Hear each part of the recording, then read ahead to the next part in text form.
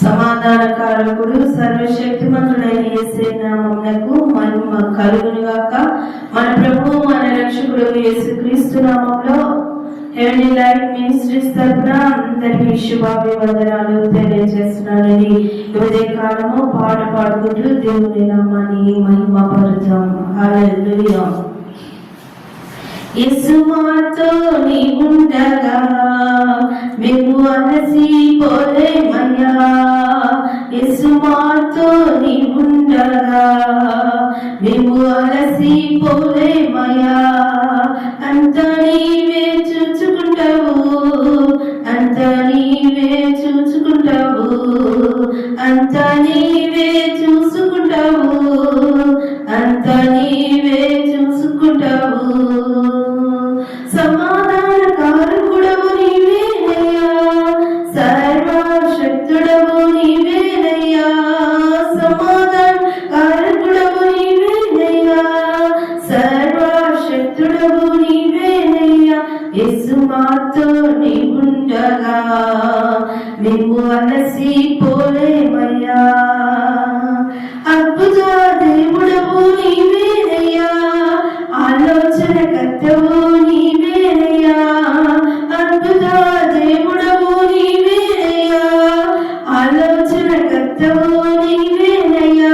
యేసు మాతో నీ ఉండగా మేము అలసిపోలేమయ్యా.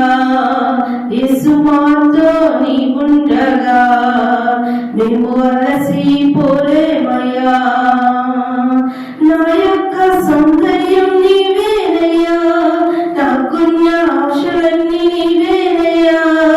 నా యొక్క సౌందర్యం నీవేనయ్యా, నాకున్న ఆశలన్నీ నీవేనయ్యా.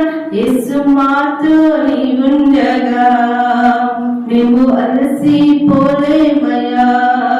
యేసు మాతో నీ ఉండగా మేము అలసిపోలేమయ్యా.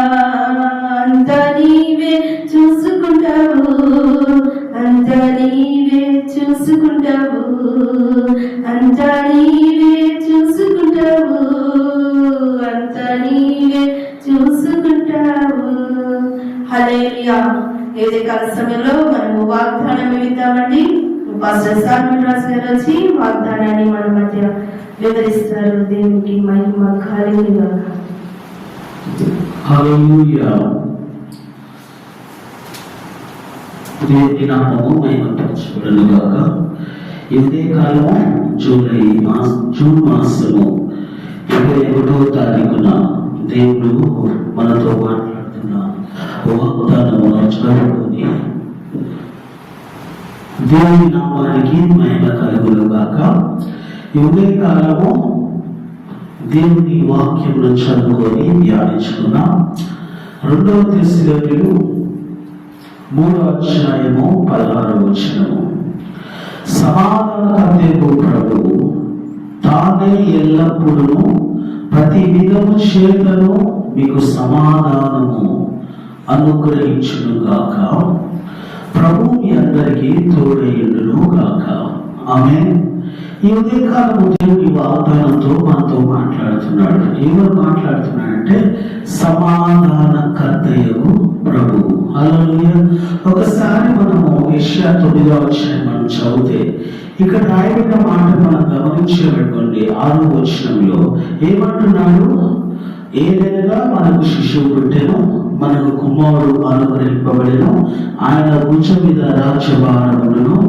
ఆశ్చర్యకరుడు, ఆలోచనకర్త, బలవంతుడైన దేవుడు, నిశ్చయము తండ్రి, సమాధానకర్త యగు అధిపతి అని ఆయనకు పేరు పెట్టబడేను. ఆమేన్. హల్లెలూయా.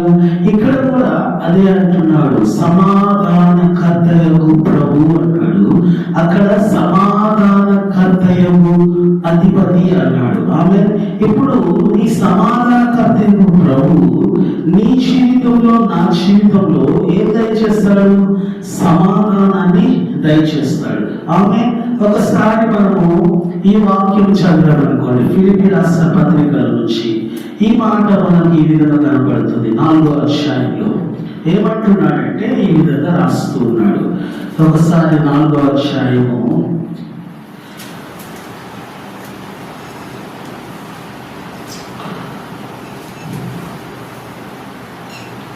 7వ వచనం ఏమని రాస్తున్నాడంటే, అప్పుడు సమస్త జ్ఞానం ఇచ్చిన దేవుడి సమాధానము యేసుక్రీస్తు వలన మీ హృదయములకును మీ తలంపులకును కావలి ఉండును. ఆమేన్.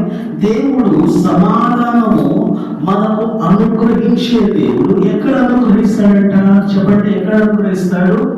ఆలోచించాలి. ఎక్కడ అనుగ్రహిస్తాడు అంటున్నాడు. ఫిలిప్పీ రాసిన పత్రిక 4వ అధ్యాయం 7వ వచనంలో, మన హృదయాలకు అలాగనే మన తలంపులకు ఆయన సమాధానము కావలిగా ఉండచేయబోతున్నాడు. అంటే నీ చుట్టూ సమాధానమైనా ఒక కోటలాగా, ఒక ఆశ్రయంలాగా, ఒక దుర్గములాగా దేవుడు పెడుతున్నాడు. ఇప్పుడు మనం చదివిన మాట సమాధానకర్తయగు దేవుడు ఏమంటున్నాడు? సమాధానకర్తయగు దేవుడు మనకు సమాధానము అనుగ్రహించును గాక.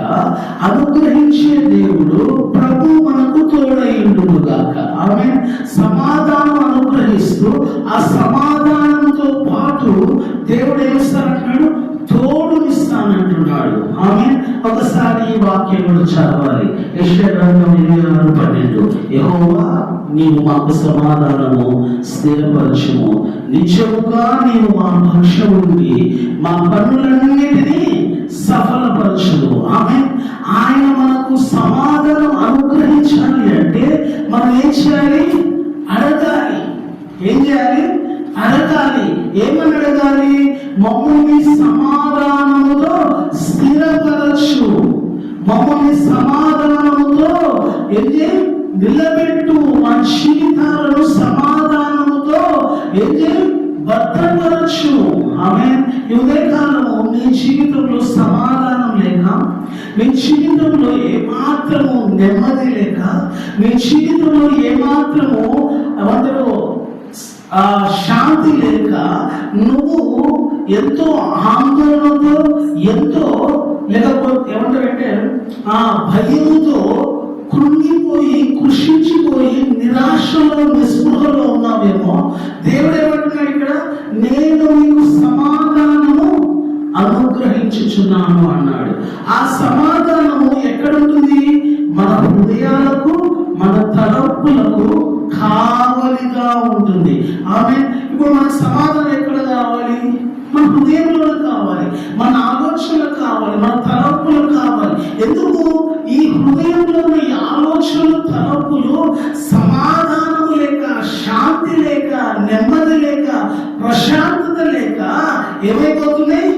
చాలా దిగజారిపోతున్నాయి, కృంగిపోతున్నాయి, నిరాశపరచబడుతున్నాయి, నిస్పృహలోకి వెళ్ళిపోతున్నాయి. ఆ నిస్పృహలోకి వెళ్ళిపోకుండా దేవుని సమాధానంతో నింపబడాలి. ఆమె ఎప్పుడైతే నీ హృదయము దేవుని సమాధానం నింపబడుతుందో నీవు అప్పుడు ఏం చేయబడతావు? స్థిరపరచబడతావు. కీర్తన గ్రంథంలో ఏమంటే, నా ప్రకారములలో దేవుని సమాధానం ఉండును గాక. అంటే నా ప్రకారములు అంటే ఏంటి? నేను కట్టుకునే గోడలు కాదు, నా హృదయం అనే తలుపుల చుట్టూ, నా హృదయం అనే ఆలోచన చుట్టూ దేవుని సమాధానం ఏం చేస్తుందంట? ప్రాకారముగా ఉంటుందంట. ఆమె ఇక్కడ రాయబడిన మాటలు మనం చూస్తే, ఎప్పుడైతే మనం సమాధానంలో స్థిరపరచబడతామో అప్పుడు దేవుడు మన పక్షం నుండి మన పనులన్నింటినీ ఏం చేస్తాడు? సఫలపరుస్తాడు. ఎందుకు మనకు సమాధానం లేదు? మనం ఏ పని చేసినా అందులో విజయం దొరకట్లేదు, ఏ పని చేసినా అందులో మనకి ఏం దొరకట్లేదు? సక్సెస్ దొరకట్లేదు. ఏ పని చేసినా అందులో మనకి ఫలితం దొరకట్లేదు. ఏ పని చేసినా అందులో మనకు కావాల్సిన ఏమంటారు ఆ ప్రతిఫలం మనకు దొరకట్లేదు. దాన్ని బట్టే సమాధానాన్ని కోల్పోతున్నాం. అరే ఈ పని చేశాను, ఈ పని నాకు ఏమైంది? విఫలమైపోయింది. అరే ఈ వ్యాపారం చేశాను, ఈ వ్యాపారంలో నాకు నష్టం వచ్చింది. అరే నేను వివాహం చేసుకున్నాను, వివాహం వల్ల నాకు ఎటువంటి సంతోషం లేదు. పిల్లలు పెరుగుతున్నారు, వారు సరిగ్గా చదువుకోవట్లేదు, సమాధానం లేదు, ఉద్యోగం సరిగ్గా లేదు, ఆరోగ్యం సరిగ్గా లేదు, లేదా కుటుంబం సరిగ్గా లేదు. అంటే దాన్ని బట్టి ఏమవుతుంది? జీవితము